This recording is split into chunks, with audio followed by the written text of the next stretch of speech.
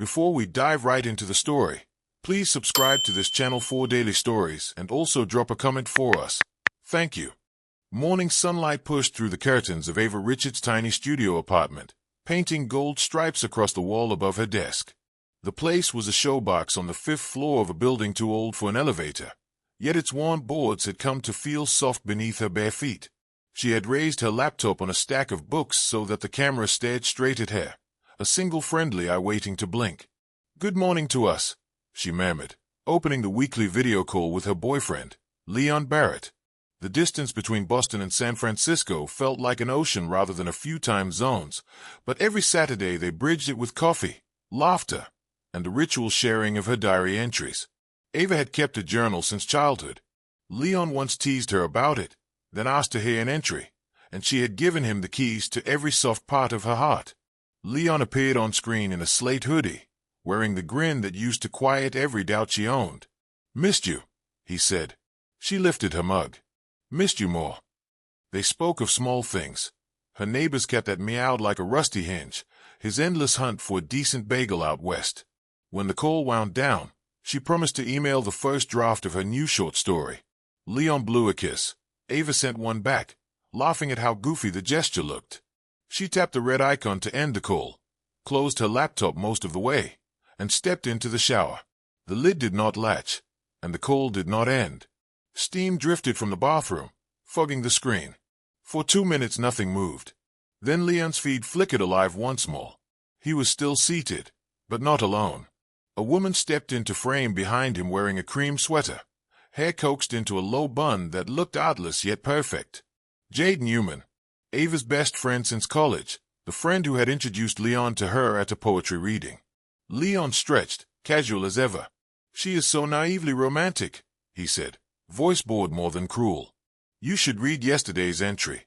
She compared the smell of rain on cement to grief. Jade laughed, bright and easy. "Well, she is a writer. At least you are never short of entertainment." Leon shrugged. "These weekly calls keep her believing. They keep me awake until you can come over." He turned and Jade stepped between his knees. Their kiss was practiced, unhurried, the sort reserved for ordinary mornings when two people have done this 1,000 times and trust they will do it 1,000 more. On Ava's desk, the laptop fan whirred louder. Leon and Jade heard nothing. Ava left the shower wrapped in a towel and caught the tail of Leon's laugh. The screen showed her empty chair like a crime scene still. Water dripped down her spine as she froze, listening. Jade traced a finger along Leon's jaw. "Promise you will delete the recording. Remember the last time you forgot?" Leon waved away the concern. "I will erase it before she notices the file size." Ava leaned forward and muted her microphone. Her heart hammered, yet her mind turned suddenly clay, writing invisible lines across the damp air. "They think I am naive. They know it, because I proved it every time I trusted them." She did not scream. She did not throw the mug. She cinched the towel tighter, sat down, and watched until they left the room and the feed went black. Only then did she whisper, "I see you." Next morning she texted Leon, "Sorry my Wi-Fi died yesterday. Reschedule our call for tomorrow." She wrote Jade a twin note, "Miss your face. Brunch soon." Both replied inside a minute. Leon, "Sure thing." Jade, "Absolutely." Ava downloaded the entire call, stashed it on an external drive, backed it up again in a hidden cloud folder under the dull file named Midnight Soup Recipe 1. Then she scrolled 6 years of messages with Jade, marking overlaps in their schedules. Moments once sweet now tasted of ash. At 3 in the morning Boston time, midnight in San Francisco, she sent Leon a link to a quiz titled 4 Ways to Tell If Your Partner Is Lying. Beneath the link she wrote, "Could be fun for tomorrow. Sleep tight." She dreamed of phone charges twisting around her suitcase. Leon's face appeared Monday evening. "Hey you," he said, brushing his hair back with that easy confidence she had loved. Ava smiled. "Ready for the quiz?" 15 minutes later Leon scored perfectly. Ava had sent the answers earlier. He sipped whiskey and leaned in, posture relaxed. He felt safe. He was wrong. "One more question," she said lightly. "When did you last see Jade?" Leon blinked. "Random. I bumped into her last month at a gallery. You remember?" She nodded. "Funny. She says you two grabbed coffee yesterday." His eyebrows drew together, yet a corner of his mouth twitched. "Oh, that. Yes, we did. Totally slipped my mind. It was 5 minutes." He was good at this. She had practiced on him for years without knowing it. "Okay," she said, ending the call moments later. She sat in the glow of the screen until the cursor drifted free. In a blank document she typed one line. "I will give them the courtesy they denied me." She saved it as courtesy. Friday afternoon Jade invited her to a dinner party at Leon's loft, the glass-walled one overlooking the bay. Ava answered yes. She chose her outfit with a surgeon's precision, a charcoal dress that skimmed her body without shouting, "You will regret this." On her wrist she clasped the bracelet Jade had given her 2 birthdays ago. Let them see friendship's token become its handcuff. Leon hugged her at the door. It felt like a choke. "Missed you," he murmured. "Missed you back," she answered. Jade swept in carrying a tray of canapes. "Ava, you look radiant." "This dress hides my fatigue," Ava replied. Guests arrived in waves. Conversation fizzed around travel rules and the ethics of microcheating. When someone asked how long-distance couples kept sparks alive, Leon gestured at Ava's wrist. "She mails me handwritten letters. Ink smells like her perfume." "Words travel faster than planes," Ava said softly. Jade seated herself between Leon and Ava, a placement that felt strategic.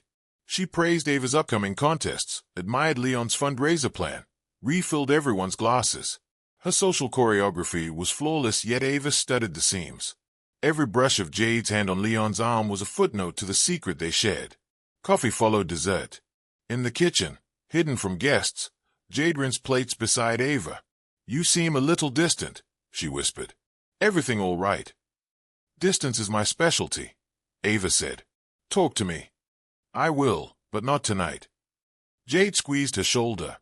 "Whenever you are ready." Leon appeared. "Drinks on the balcony." Ava dried her hands. "Another time." Subway turns into a pumpkin. While he walked her to the door, he brushed her cheek in a casual gesture of affection that now burned like acid. Ava promised to text when she got home, then stepped into the hall. Riding the elevator, she caught her reflection in mirrored walls, charcoal fabric, steady eyes, a hint of a smile. She raised an eyebrow at herself as though saying, "Remember this face. It is the mask you wear until masks are obsolete." Outside, city lights blinked like patient eyes guiding her into the night.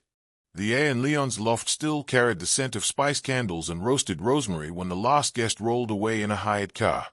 From the sidewalk, Ava watched silhouettes move behind the frosted balcony doors.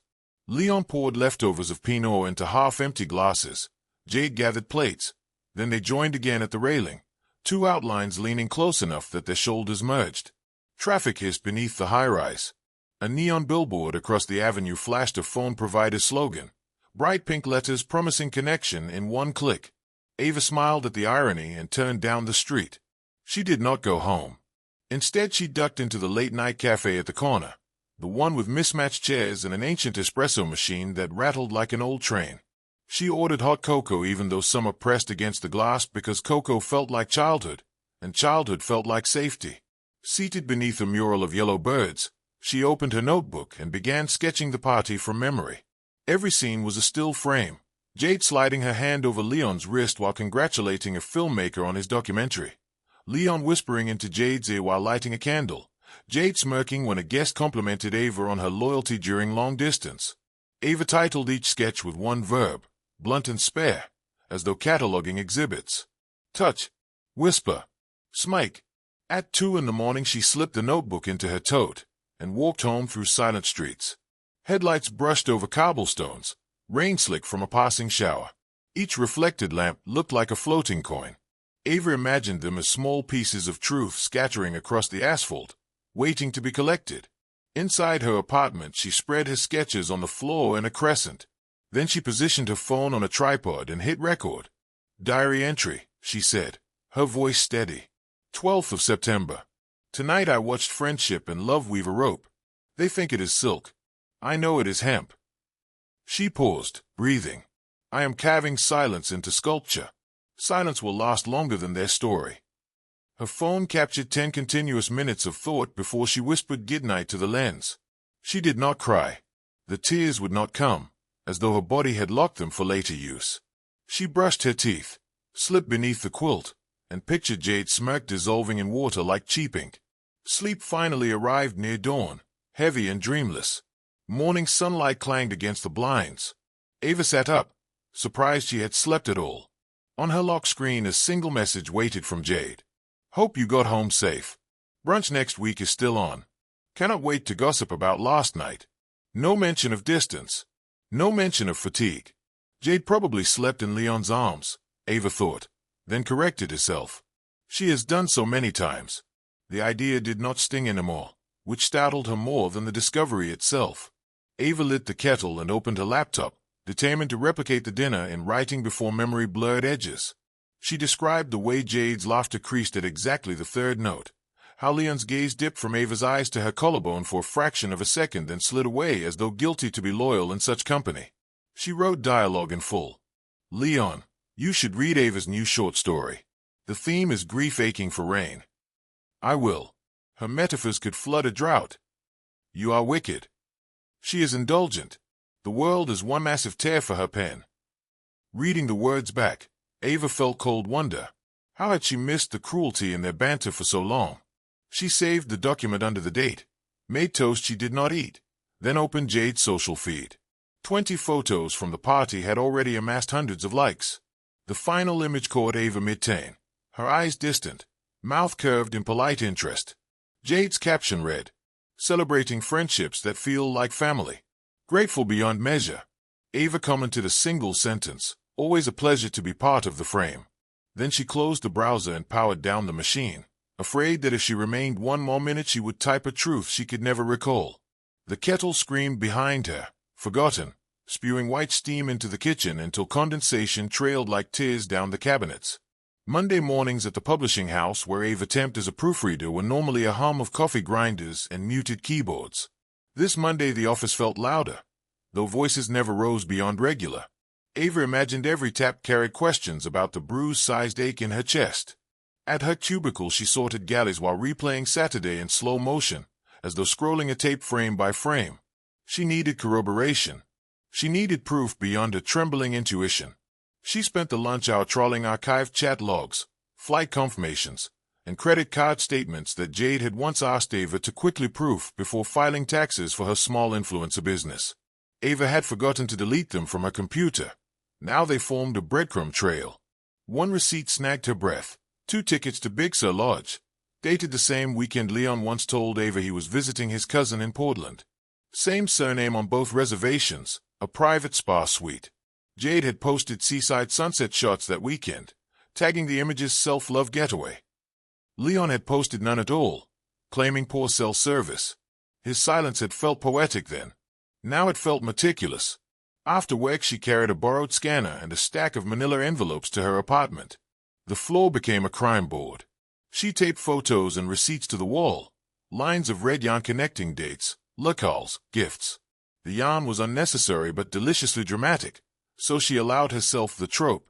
The board looked stolen from a detective show. Yet her investigation was lonely, quiet.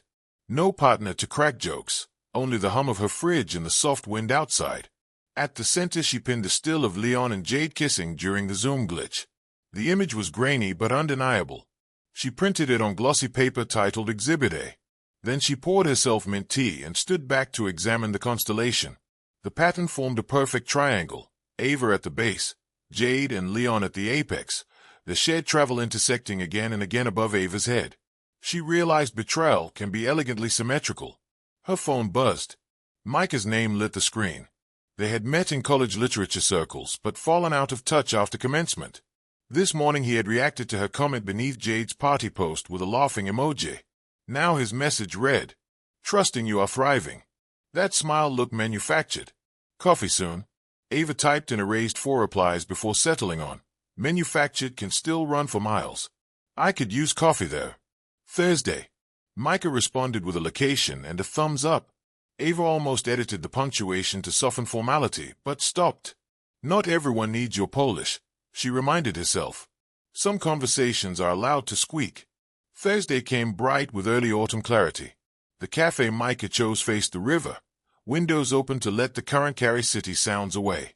Ava spotted him at a corner table, Notebook splayed beside an untouched cappuccino. His hair, once close-cropped, curled in loose waves now, and a scar arced above his eyebrow. She wondered about the story but knew asking too quickly could feel like theft. He stood and hugged her gently.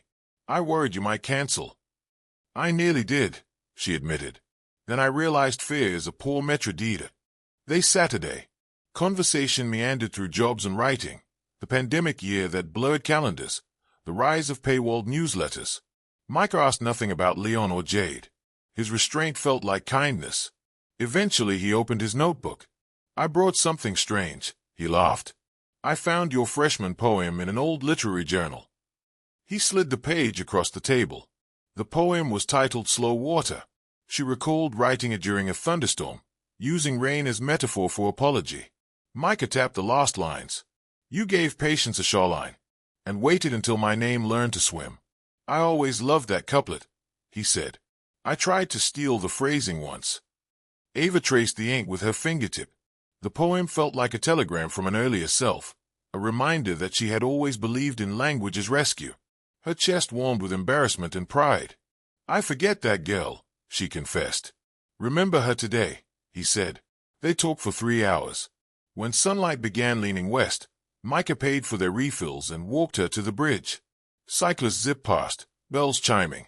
A tourist asked them to take a photo, placing the camera in Ava's hand. She framed the couple against the skyline, clicked, then adjusted a bead of hair on the woman's forehead before capturing a second shot. The woman gasped, delighted at the improvement, and thanked her. "You still see details no one else catches," Micah said. "Details are everything," she answered. He offered a ride, but she declined, claiming errands. Once he left, Ava lingered on the bridge, considering how easily strangers trust you with their camera, handing over proof of their joy without question. She turned toward the water, phone buzzing with a new message. "Jade, brunch moved to Sunday. Hope that still works. Screenshots the menu. Let me know your faves." Ava deleted the conversation without reading the menu. Then she took a picture of the river where twilight stitched gold on the surface. She captioned it for her private archive. "Silence has many colors, but gold might be the sweetest." Saturday night, 24 hours before brunch, Ava laid everything she had gathered across a living room floor. Each artifact felt heavier than paper because it carried laughter, secrets, and the smoke of burnt trust. She selected 6 items: the Big Sur receipt, the kissing still, a selfie Jade had sent to Ava claiming the necklace was from her cousin but dated same hour Leon purchased jewelry using a shared digital wallet Ava had access to once for a birthday surprise, a boarding pass from Leon's supposed cousin trip, a screenshot of Leon's calendar reference to consult meeting matching Jade's sponsored retreat, and a short voice memo where Jade's laugh layered over Leon's voice calling Ava naive. She scanned them into a single PDF titled Aperture. She saved it thrice. Then Ava opened her diary, turned to a blank spread, and wrote longhand. "I told the river my secret. The river promised to carry it until the tide became brave enough to return the favor. I think that means tomorrow." She closed the book. Somewhere outside a siren wailed. She breathed in the horn's fading note, and realized it matched her pulse. Dawn seeped through the blinds like a pale confession. Ava watched the light climb her investigation wall, washing every receipt and photo in the soft tone of forgiveness. She read the word forgiveness and wondered whether it truly belonged. Not yet, she told herself. First there must be clarity. She opened her laptop and drafted a letter addressed to Leon and Jade together. She chose words with surgical care, as though stacking stones across a river. Each sentence balanced restraint and revelation. Leon and Jade. I used to believe distance protected tenderness. I have learned that distance only protects illusion. I am retaining what belongs to you. Your choices. Thank you for teaching me that truth is not fragile, only buried. I am unearthing mine now. Please do not contact me unless it is to acknowledge what both of you already know.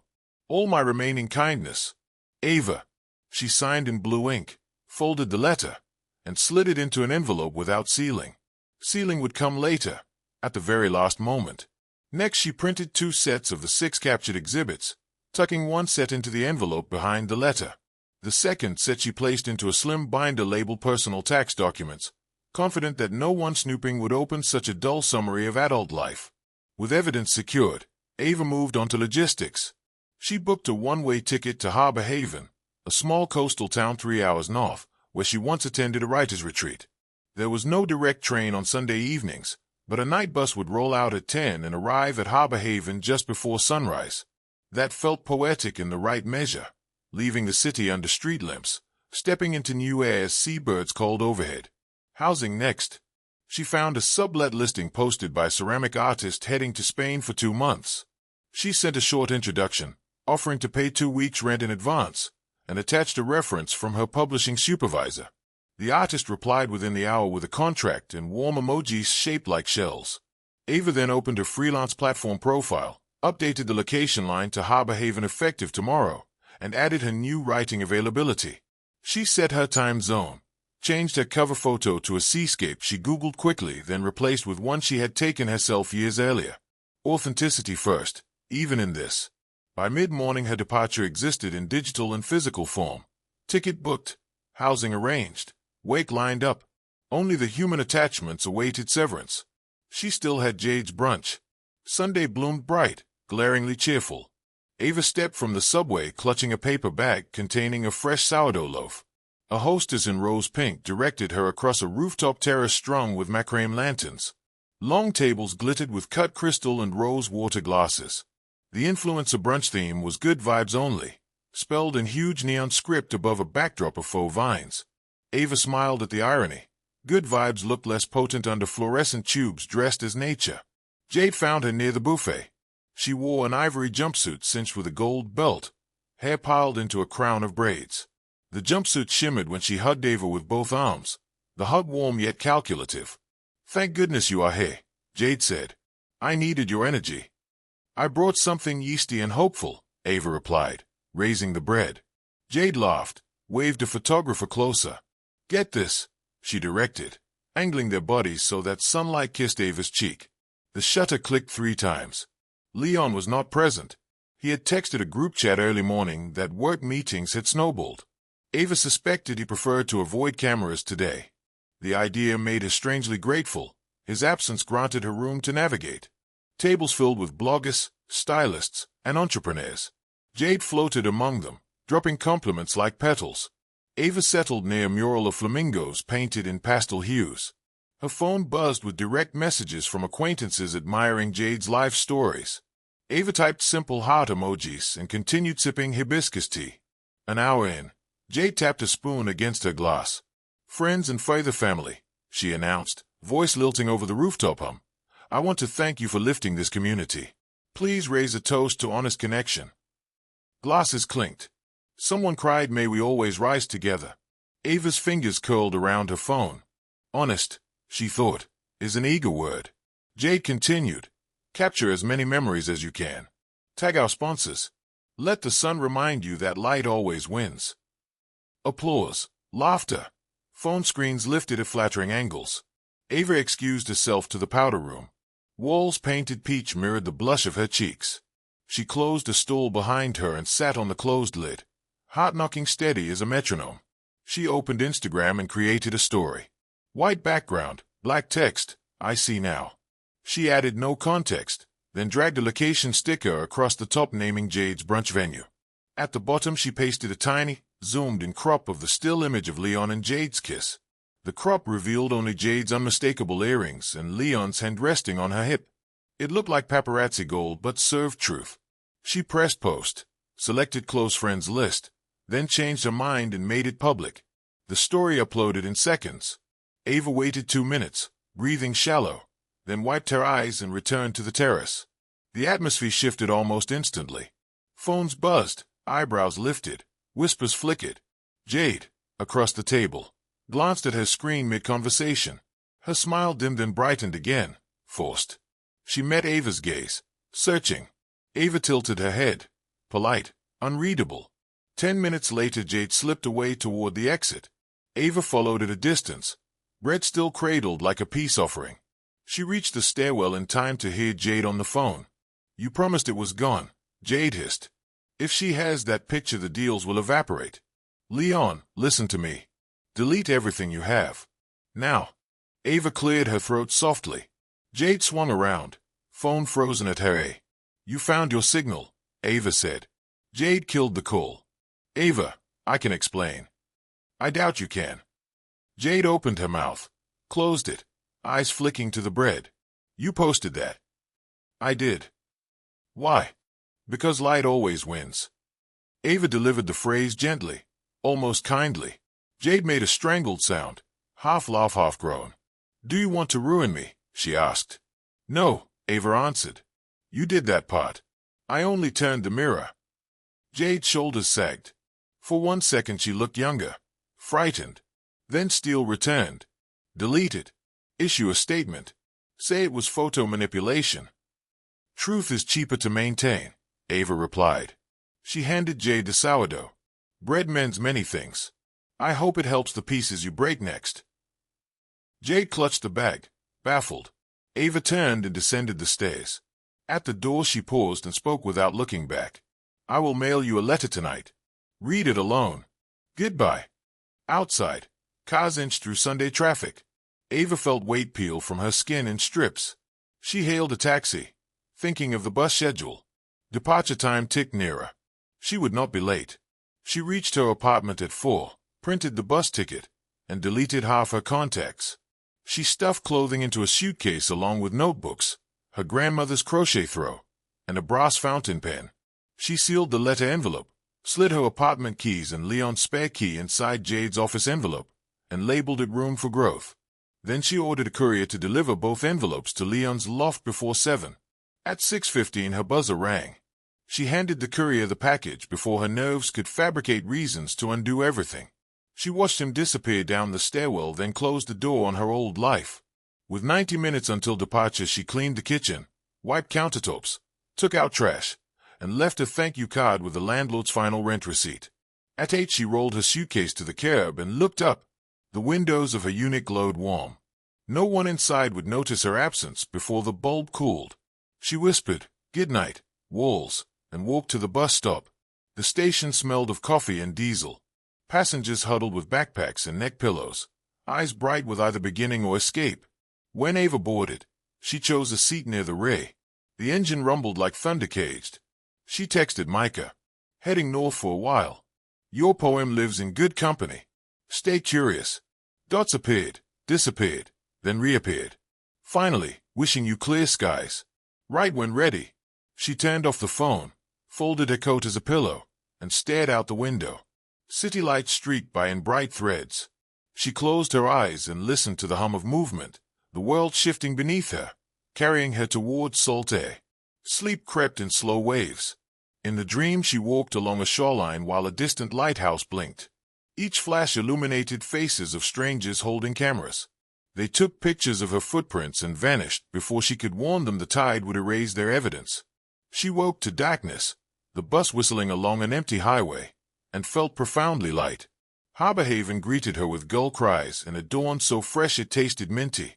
The bus hissed to a stop beside a bakery already airing cinnamon into the street. Ava stepped onto damp pavement, suitcase wheels wobbling over uneven stone. She inhaled deep, letting sea mist settle on her lashes. The ocean murmured just beyond a row of clapboard houses. The ceramic artist's cottage sat 2 blocks inland, white with blue shutters and a porch swing. A note taped to the door welcomed her and directed her to keys under the mat. Inside, wide planks ran the length of an open space that smelled faintly of clay and lavender. Sunlight splashed across unfinished bowls on a drying rack. On a small desk lay a guest book and a feather-shaped ceramic bookmark, a gift according to the note. Ava traced its ridges, then placed it in her notebook, marking the letter she had written to herself the night before. She unpacked slowly, folding clothes into drawers, draping the crochet throw across a sofa, stacking notebooks on a side table.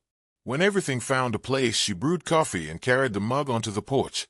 She set her phone on a railing, powered it up, and braced. Notifications stormed the screen. Messages from unknown numbers, some supportive, some nosy, a few vicious. Leon had texted 6 times, the previews ranging from "Where are you" to "We need to talk," then dissolving into demands. Jade had left a 2-minute voicemail, texted twice, tagged her in a post promising clarity soon.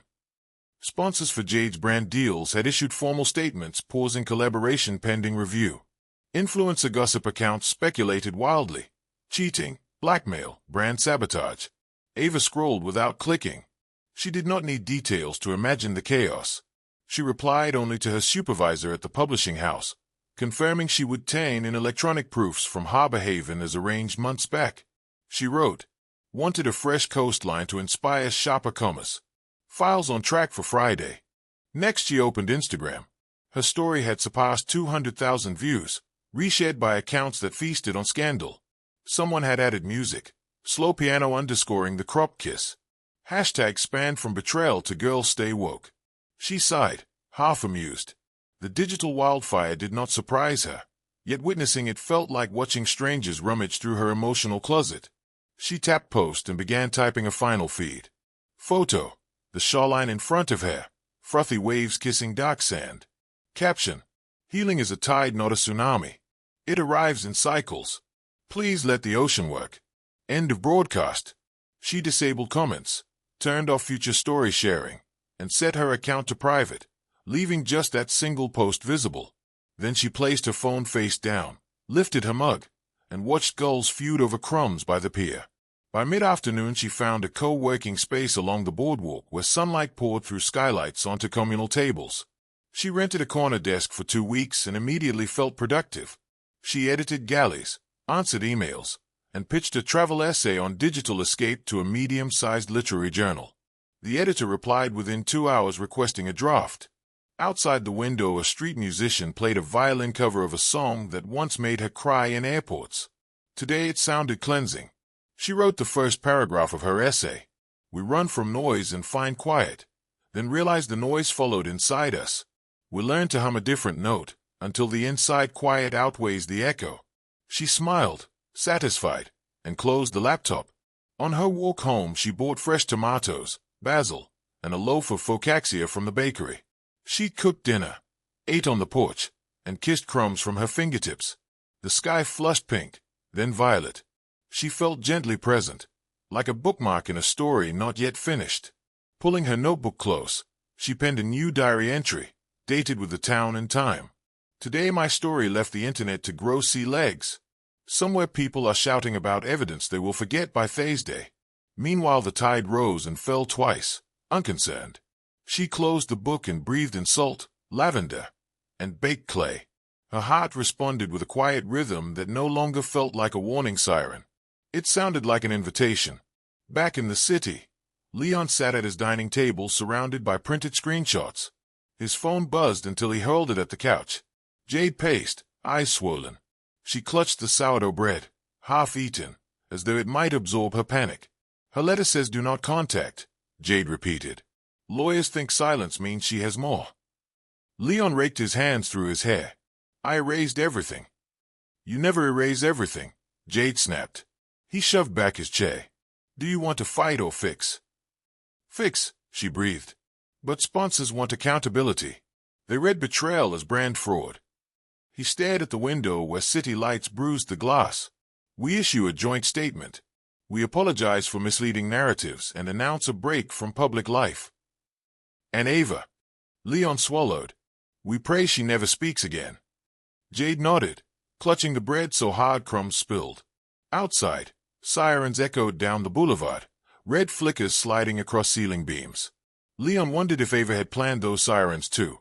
Harbor Haven possessed a gentle rhythm that masked the thunder gathering elsewhere. Ava welcomed the gentle mornings. She wrote. She walked. She learned the names of tide pool creatures from a retired marine biologist who sketched at the pier each afternoon. Meanwhile, the online storm that her single story had unleashed built towering waves of comment threads and reaction videos. Her phone pinged with breaking news alerts she had turned off twice already, stubbornly resurrected by the platform's hunger. One morning she opened a news site only because the headline included all 3 of their names like players in a political scandal. Influencer power couple exposed. Affair with best friend shatters brand partnerships. Subheads detailed sponsorship suspensions, an investigation into possible misrepresentation of charitable funds, and leak emails where Jade pitched a couples retreat series that featured Leon as the committed partner while Ava was living across the continent. Ava stared at the screen, shaking her head in quiet disbelief. The truth had grown legs, then claws. That same afternoon a bouquet of orange lilies arrived at the cottage. The card bore Leon's cursive. Your silence is a knife twisting. Please call so we can close this with dignity. I never wanted destruction for you. Ava removed the card and carried the lilies to the seawall. A stiff breeze rocked the stems. She whispered a single sentence. Dignity is never a joint venture. Then she let the bouquet tumble into the waves and watched orange petals scatter like startled butterflies. In an upscale co-working space back in the city, Jade sat under fluorescent glare, facing two representatives from her largest beauty sponsor. Their legal aid projected a spreadsheet of campaign metrics. Engagement dropped by 40% in 48 hours. One representative noted, voice flat. We build reputation on aspirational trust. Your audience perceives deception. Jade clasped her trembling hands. The narrative online is skewed. We will release proof of honesty. The representative clicked to the next slide. The proof circulating offers the opposite. The woman you betrayed refuses interviews, which only makes the story feel purer. The other representative, younger and perhaps kinder, leaned forward. We need a plan that demonstrates growth, restitution, and distance from controversy. People forgive if you hand them a clear script. Jade blinked hard. You want me to film a public apology? We recommend it, the first representative said. No sponsorship will renew until accountability is visible. I understand, Jade whispered. After they left, she stared at the empty conference table. For years, the room had been a runway where she strutted new ideas in confident heels. Now it felt like an echo chamber. She pulled out her phone and scrolled Ava's page, still private but featuring the Shoreline post. Comments were locked, likes hidden. Jade envied that simple refusal to feed the beast even as she schemed to tame it. She opened her camera, pressed record, and tried to speak. Her voice cracked on the first attempt. She deleted the file, tried again, this time conjuring tears that began as performance but quickly turned real. I failed to honor friendship, she said, and I eroded the faith of a community that trusted my image. She paused, swallowing. I am committed to repairing the damage, first by stepping away from public platforms. Please do not redirect anger to others. The fault is mine. She ended the recording and watched it once. The honesty startled her, though it still covered deeper omissions. She debated sending it. Instead, she saved it to drafts and buried her face in her palms. Nothing she shared now felt under her control. By contrast, Leon fought the narrative through denial. He hired a crisis strategist who advised cultivating doubt. Late one evening, he broadcast a live session from his loft. Strategic bookshelf, soft lamp, sleeves rolled to forearms. I will not let my private life be remixed by strangers, he told 3,000 viewers. Images can be cropped, timelines can be forged. I value transparency in relationships, but certain lines must remain sacred. In the comment column, rapid-fire questions flew. Where is Ava now? Why block her number? Did you write those email pitches or did Jade? Leon ignored most, cherry-picking the mildest, spinning sanctity of privacy like a banner. Halfway through, a single account named Silent Tide posted 6 identical lines. Truth is cheaper to maintain. Truth is cheaper to maintain. Truth is cheaper to maintain. Viewers liked the line into prominence until it sat pinned below his face, vibrating with unspoken attribution. Leon lost composure for a flicker, enough for the strategist off-screen to kill the stream prematurely. Screenshots raced across the internet within minutes. A new meme was born. Truth is cheaper. On Ava's 10th day in Harbor Haven, a plain manila envelope arrived with no return address. Inside, she found a cashier's check made out to her for $20,000 and an unsigned note. Consider this an apology you can cash. Destroy the video and the files. We will publish joint statements guided by empathy. Let art win. Ava unfolded her diary. She glued the check to a page, wrote one line below it. If art must win, it will never do so in a hush. She shut the diary, then packed her tote bag and walked to the post office. She purchased a money order that absorbed the entire check plus a few savings dollars. On the order she wrote, Community Library Roof Repair Fund, Harbor Haven. She mailed it in a bright envelope, then took a photo of the mailing receipt and texted it to Leon's number. Caption: I chose an address it can live with. His reply arrived within 5 minutes. You are vengeful. She did not answer. She placed his number in a silence folder and set the thread to archive automatically. Online commentators dissected Leon's live footage frame by frame, noting the twitch in his jaw, the flick to the strategist, the abrupt end. Body language experts on video platforms labeled his demeanor defensive, his speech patterns evasive. Jade's drafted apology leaked through a manager's resentful assistant, sparking debates about sincerity when tears come before admission. Brands issued final statements severing ties. Influence watchers predicted their combined earnings would drop by 80% over the fiscal quarter. Some found twisted pleasure in the downfall. Others argued the uproar proved parasocial expectations had grown rabid. Throughout it, Ava received messages from strangers thanking her for revealing the hypocrisy, though she never intended to become any crusading icon. She answered none, focusing instead on her travel essay. Her editor wrote back in capitals after reading the draft. These sentences lean over the edge of the world. Add 2 more sections and we have a cover feature. Ava felt warmth bloom behind her ribs. She expanded the essay, layering in reflection about digital intimacy and ocean patience. Not once did she name Leon or Jade. The story radiated calm instead of chaos, offering readers a tide pool into which they could peer without fear of a wave. When the publication went live, it spread across academic newsletters and creative writing circles. Ava received invitations for interviews, all of which she politely declined, preferring the page to the microphone. She agreed only to record a brief conversation with the local Harbor Haven radio host, who loved profiling new residents contributing to the community. The interview focused on why words sometimes leave cities to breathe by the sea, and included a short reading from her essay. Listeners called in with memories of their own silent escapes. The interview reached Micah via a podcast aggregator. He sent congratulations. Your voice held the hush of foam. Proud of the shoreline you found. Ava smiled and drafted a reply but saved it unsent. Some gratitude could afford to simmer. 12 days after the brunch, a handwritten letter arrived addressed to Ava. The handwriting was unmistakably Jade's even in its tremor.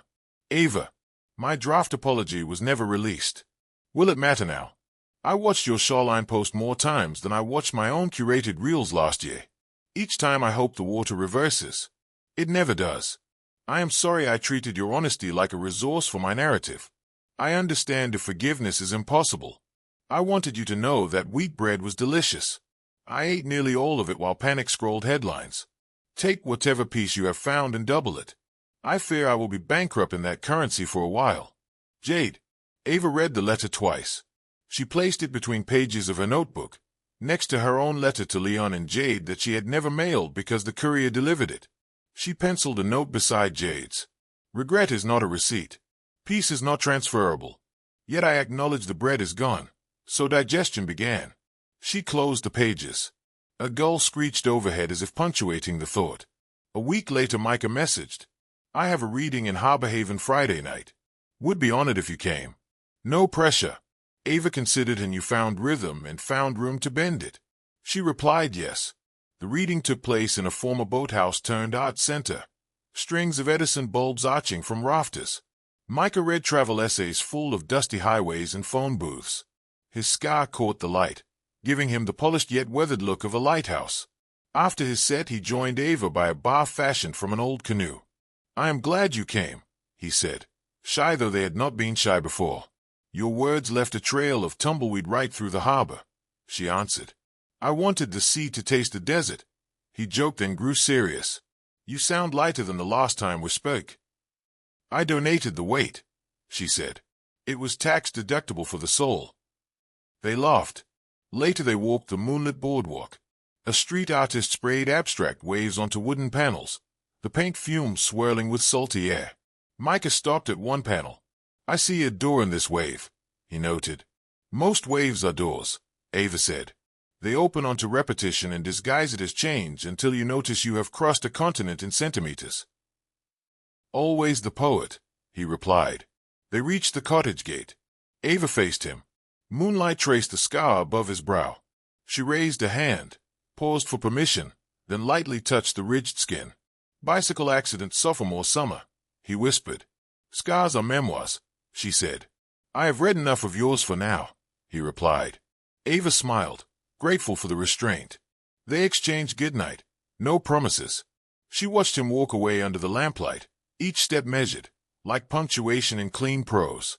Inside she opened her laptop and began chapter 8 of the novel she had neglected for months. Words poured, unhurried but insistent, like tides reclaiming a sandcastle built by ego. When she finished the chapter, the clock read 2 in the morning and the seed boomed outside like applause. The ceramic artist returned earlier than scheduled, forcing Ava to locate a new refuge. Instead of worry, she felt curiosity. She looked at rentals in a nearby hill district, found a tiny attic loft with a skylight, and signed a 1-month lease. On moving day, she packed the suitcase that had carried her escape 10 weeks earlier. Clothing folded thinner now, notebooks thicker. She added a seashell and a jar of sand. Before leaving the cottage, she wrote a final note in the guest book. I arrive carrying evidence of fracture, and I leave carrying the shape of the wind. Thank you for the kill of quiet that fired me stronger. She replaced the ceramic bookmark on the desk and closed the door softly. That evening she drafted an email to the city landlord of her old apartment. Kindly accept this notice of permanent vacancy. Keys were left with the same courier you met Jan 21st. Thank you for patience. She attached a shipping confirmation showing the keys mailed to the landlord earlier that week, along with a short printed note for Leon. You once said the apartment felt like a symphony in pause. The movement has ended. Returned the silence to the instruments. She felt no sadness at surrendering the space. Rooms held memories, but memory could learn to travel light. She settled into the attic loft. Rain tapped the skylight at night, and each tap reminded her of the page margins she had filled during storms as a child. She slept soundly on a futon under a slanted ceiling that showed a square of stars before dawn diluted them. On a foggy Harbor Haven morning, Leon's name appeared again, this time via email routed through her literary agency contact form. Ava. Sponsors have filed against Jade and me for fraudulent claims. Lawyers want your affidavit. They believe your silence equals complicity. I ask only that you confirm you never knew about misused funds, because you did not. I accept any blame assigned to me. Additionally, the apartment is cleared. I have forwarded your personal mail to the Harbor Haven post office. I am selling the loft and leaving the city. Where I will land is uncertain. Perhaps uncertainty is my sentence. I understand this message may bring you discomfort. I promise it is the last. Take whatever piece you can salvage. Leon. Ava forwarded the message to her attorney cousin, requesting advice. The cousin replied with a concise template affidavit that confirmed her lack of knowledge and involvement. Ava signed it digitally and returned it within the hour. Then she archived Leon's email. She opened her notebook. There is no final word, only the silence that invites a new chapter. She underlined the sentence and closed the book. Breakfast beckoned, and the library roof glinted under fresh shingles funded by Leon's hush check. The town children would read beneath that roof long after hashtags forgot all 3 of their names. Ava felt the arithmetic of justice might finally sum to something useful. The Harbor Haven Art Center, impressed by her radio appearance, offered her a slot to teach a weekend workshop titled Writing the Quiet Reveal. Participants ranged from retirees to a high school junior who adored mystery novels. Ava guided them through exercises in sensory detail, withheld information, and ethical confession. On the final day, she asked each person to read a paragraph they had hidden in a sealed envelope since the first session.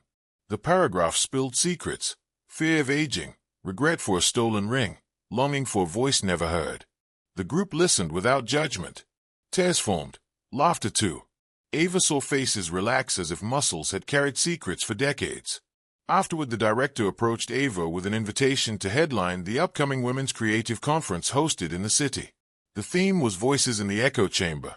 Ava hesitated, recalling microphones and spotlights. Yet a pulse of purpose stayed. I will speak, she heard herself say, and her voice did not quiver. But I will not mention notoriety. I will mention recovery. The director nodded, pleased, unaware of the backstory rumbling beneath the decision. Ava walked home along the June path, composing sentences in her head. She felt the bones of a keynote forming, a structure built not on betrayal but on the architecture of healing, beams of resilience, walls of clarity, windows wide to let in accountability. The announcement of her workshop keynote spread through Harbor Haven like the scent of freshly baked rolls. Posters appeared in the windows of cafes and bookstores, each one showing a line drawing of a seashell with the title Voices in the Echo Chamber. Keynote by Ava Richards. Residents greeted her at the market and on the pier, some shyly pressing folded poems into her hands, others simply touching her elbow in gratitude. Ava had come to the coast to disappear, yet here she was, anchoring herself by giving sound to others. One Wednesday evening, while revising her keynote, she opened the skylight to let in cooler air. A gust sent loose pages swirling across the attic. She chased them, laughing, until every sheet lay face up on the floor. She read fragments aloud, testing cadence. The room echoed, creating a duet between present voice and past ink. When she gathered the pages again, she understood something new. The speech needed a final anecdote that proved healing was not just possible but already happening. That anecdote arrived the next morning in the form of the high school junior from her workshop.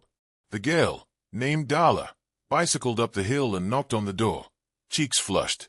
"I wrote the monologue you assigned," she said, eyes bright. "Will you listen?" Ava invited her in, prepared tea, and they sat beneath the skylight. Darla unfolded 3 handwritten pages and read a trembling confession about hiding her stutter by remaining silent in class. She ended with a vow to audition for the spring play. When she finished, Darla looked at Ava in quiet panic, as if expecting disappointment. Ava reached across the small table and tapped the paper. "You turned fear into narrative power," Ava said. "That is exact courage." Darla exhaled a sound that was almost a sob, almost a laugh. She hugged Ava without warning, spilled a few grateful sentences, then pedaled back down the hill. Ava watched her vanish around a bend and whispered to the breeze, "That is the anecdote." She returned to her desk and wrote the closing segment of her keynote, describing a girl who traded silence for stage lights. By twilight she printed the speech and slid it into a blue folder. The final page read, "Healing does not hush our voices, it tunes them. We are the chorus reshaping the echo." She laid the folder next to the fountain pen and closed her eyes, listening to crickets and the distant crash of waves. A week before the conference, Micah left a postcard wedged in her cottage doorframe. On the front was an old sepia photograph of Harbor Haven's lighthouse. On the back a single sentence. "Found the door in the wave. May I step through?" Underneath he had drawn a tied line and signed with a modest flourish. Ava smiled at the gentle boldness. That evening she walked to the lighthouse, climbing the wooden steps that spiraled around its core. She reached the lantern deck as the beacon blinked awake, sending white spokes over dark water. Micah stood there, camera hanging at his hip. He raised a thermos in salute. "I brought ginger tea," he said. "The sea can be chilly tonight." They leaned side by side against the railing. Below, the tide shushed against rocks. Above, stars pricked through twilight. "Your workshop is inspiring ripples," he said after a quiet stretch. "I spoke with Darla's drama teacher. She already booked the audition room." Ava felt warmth bloom. "She will turn stage fright into footlights. I trust her." Micah poured tea into 2 enamel cups. The steam smelled of warmth and spice. "I wanted to ask," he ventured, "how you feel heading back to the city for this keynote. Will the stage feel like a courtroom?" Ava considered. "No, a courtroom cross-examines. This stage is a porch. I am inviting people to sit, pass the pitcher, and share stories." Micah nodded. "Then may I attend as porch guest? I promise to clap politely and resist recording the applause." Her smile widened. "I would like that." They watched the beacon rotate, splitting the night into measured segments. When they descended, Micah offered his arm to steady her on the final ladder rungs. She accepted, sensing no rescue in the gesture, only partnership. Over the next days they adopted a loose routine. Mornings, they met at the beach cafe. Micah drafted his travel columns while Ava polished the keynote and sketched new short fiction. They wrote in companionable silence, punctuated by readings of sentences that demanded second opinions. Micah championed Ava's preference for long, winding lines. Ava challenged Micah to break his outsized fondness for ellipses. They bartered metaphors like traders exchanging rare shells. One afternoon Micah slid a page across the table. "Will this sunset cliché survive your editorial hurricane?" She read the sentence. The horizon peeled back like skin of a ripe peach. She pursed her lips. "Only if you let the juice run down the chin of the sky," she said. He laughed, scribbled the addition, and circled it with satisfaction. Occasionally they paused to stroll the shoreline, retaining with pockets of sea glass that they arranged on the cafe counter in tentative mosaics. When patrons asked, they explained it was a living poem, each piece a syllable, the arrangement temporary, like sound in the wind. Owners of the cafe began leaving empty bowls on the counter, so the mosaics could evolve through the day as customers moved pieces around. Ava and Micah watched these shifting patterns with quiet delight. The gallery of glass became a communal experiment in fragile art, mirroring Ava's understanding of relationships: impermanent, collaborative, beautiful. While Ava thrived, Leon's crisis deepened. A class action threatened by sponsors forced him into settlement talks. Jade took her drafted apology live and announced an indefinite break from content creation, citing mental health needs. Comment sections responded with split judgment. Some empathized, many scoffed. Ava skimmed a single headline, then closed her browser. The saga no longer coiled around her pulse. Yet echoes persisted. A journalist tracked down Ava's Harbor Haven P.O. box and mailed interview requests. She returned them with polite decline cards, each stamped with a seashell silhouette. If reporters persisted, she sent a second card reading simply, "The tide already told the story." Micah teased her about the dramatic phrasing, but praised the firmness. The independent bookstore on Harbor Haven's Main Street, Tide and Tan, invited Ava to read from her published essay alongside two local poets. The event drew a modest crowd. Micah sat in the back, camera silent, attention bright. As Ava read, she noticed the audience leaning forward when she described the moment she chose Tide over Tamol. She ended with an unscripted line. "Sometimes the bravest exit is a step sideways into sunlight." Applause rolled gentle yet full. Afterward, a grandmotherly listener pressed a small driftwood carving into Ava's palm. It was shaped like a quill. "For your words," the woman said. "Driftwood keeps secrets but never sinks." Ava thanked her, throat tight. Micah joined her outside where dust painted the harbor lilac. "Your unscripted line landed like a promise," he said. "Promises carried by sea air might float better than the rest," she answered.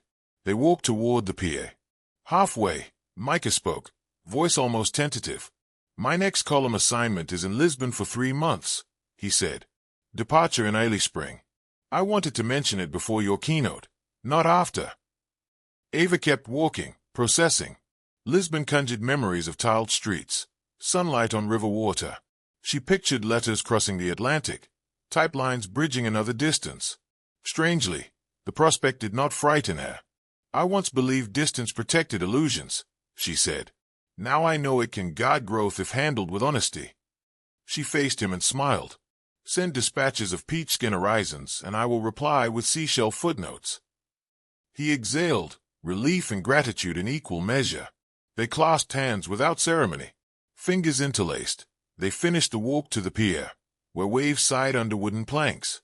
The night before traveling to the city, Ava packed a small suitcase, navy dress, Oxford shoes, the blue folder containing her speech, the driftwood quill, and dollars note promising to send a recording of her audition. She tucked her grandmother's crochet throw around the folder for luck. Micah drove her to the train station at sunrise. Gulls circled the platform, screeching farewells. He hugged her with calm assurance. "I will be in the front row," he said. "You better critique my metaphors later," she replied. He saluted, playful, and watched until her train curved out of sight. Ava settled by the window, unfolded her notebook, and wrote, "Train wheels remind me that forward motion hums the same note as tide retreat. Both say, keep listening, more is coming." She closed the cover and allowed herself to rest, lulled by the rhythm of tracks. The city smelled of autumn rain, citrus vendors, and ambition. Billboards flashed campaigns that once might have featured Jade's face. Now new influences filled those frames, eyes hungry for their cycle of relevance. Ava moved through the bustle with surprising serenity, suitcase wheels rapping a calm beat over pavement. At the conference venue, a renovated opera hall, organizers greeted her with lanyard and schedule. Her keynote closed the first day. Prime placement.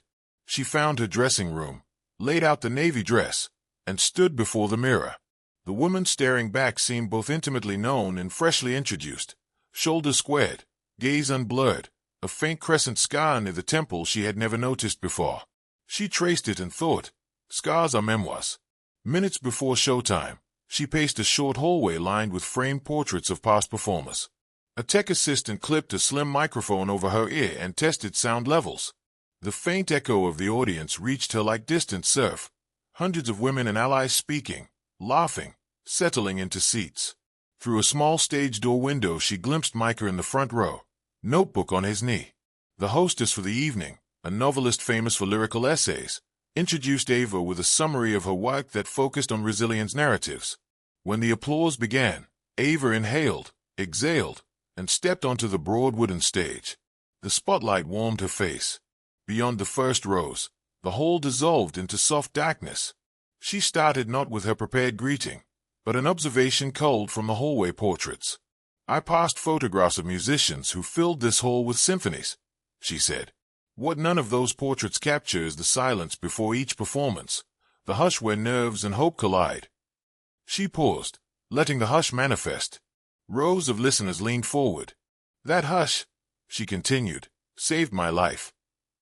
She told the story, not of betrayal, but of glitch and realization, of choosing silence not as retreat but as sculptor's tool. She recounted leaving keys on a kitchen counter, boarding a night bus, standing in sea foam at dawn. Her words painted Leon and Jade without naming them, focusing on her own arc from surveillance to self-custody. When she reached the final section, she introduced Darla's monologue. "A young writer gave me permission to share her sentence," Ava said. She wrote, "I have wrapped my stutter in paper for years. Today I let the vowels breathe."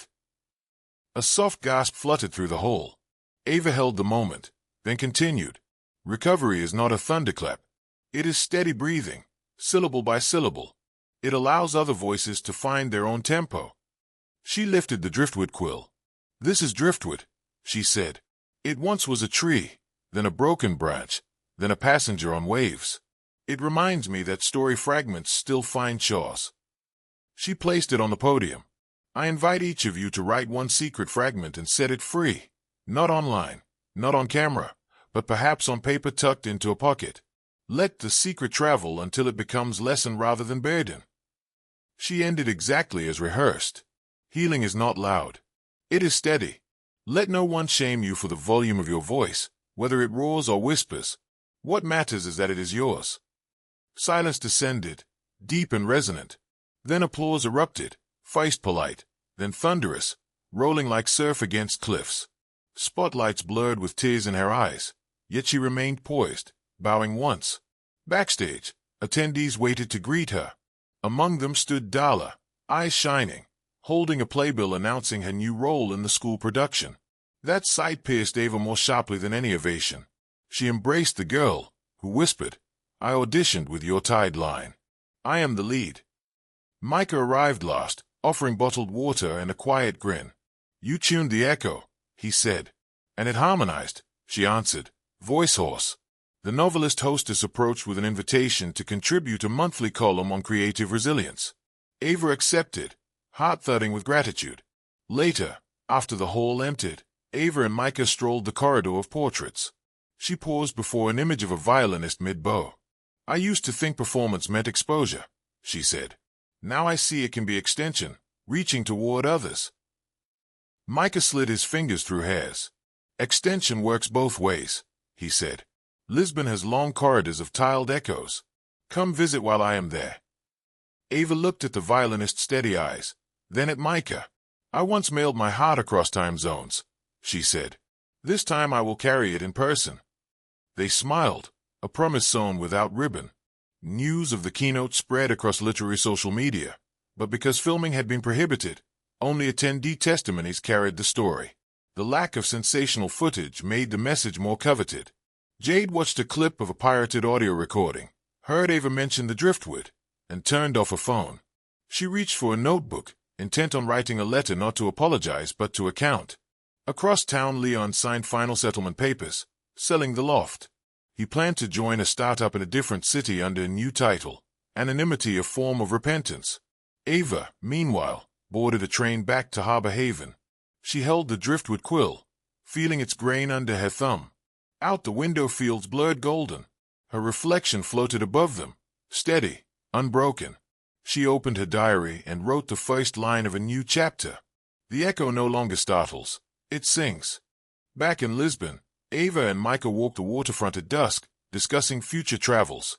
They planned to spend autumn in Kyoto studying the art of kintsugi, repairing ceramics with gold, because Ava wanted to infuse her second novel with that metaphor. Micah imagined essays on winds crossing eastern temples. They paused where the Tagus River widened toward the Atlantic, Ava skimmed a pebble. It bounced 3 times, each hop catching lost light. She turned to Micah. Do you regret any version of this story? He considered. Regret is a room I once visited. I prefer the porch where we place stones side by side and watch them weather. She nodded. Dawn had asked that question before. His answer aligned with her own. That night Ava opened a fresh journal, its first page crisp and expectant. She wrote, Healing marked its 20,000th word tonight. The story came in waves and ended in steady breath. I leave the shore open for the next tide. She dated the entry, capped her pen, and closed the cover. Through the window lantern light flickered on ceramic tiles, wind hummed through narrow streets like distant applause choosing melody. She felt unhurried, whole, and ready for whatever draft the horizon would submit next. Please don't forget to subscribe, like, comment your thoughts and share our channel with your friends. See you in the next story. From your favorite stories.